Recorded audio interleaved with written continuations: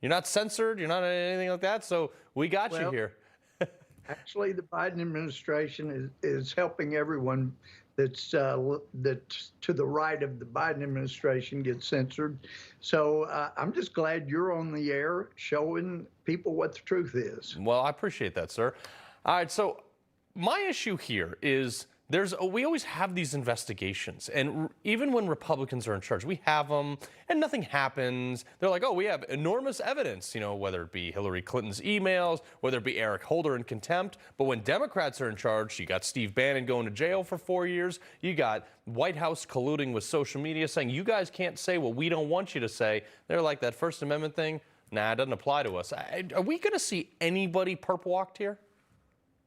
I don't know. People had a lot of faith in the Durham, but the defendants are being tried in Washington, D.C., and we've seen that, in D.C., there is two different justice systems. Yeah. There's the one for people, and thank you for bringing up Eric Holder. I've been pointing out to friends and hadn't on the air, so I was thrilled to hear you point out that Eric Holder was found in contempt of Congress. Criminal contempt. I felt like, Steve Bannon ought to get the same amount of time that Eric Holder got. And Holder's situation was, I felt like, far more serious. People died. Yeah, people died. It was fast and furious. No one was held accountable, and he was helping cover things up, Eric Holder was, and found in contempt of Congress for helping cover things up.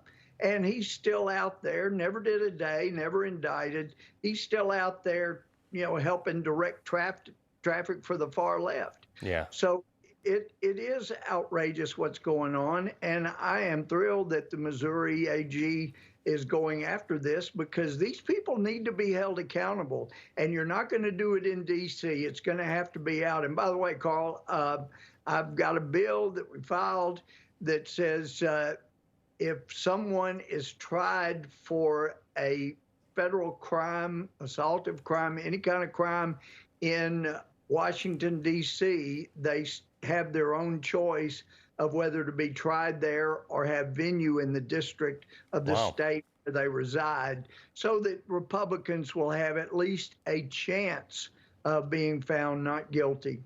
Oh, that's crazy. I apologize. I wanted to get to your work that you're doing with the service members, but we were out of time. We will get you back, sir. Real quick, 30 seconds. Give us your take on it. Oh, well, under this administration, they have been rooting out people in the military for nothing more than being investigated. It's called entitled.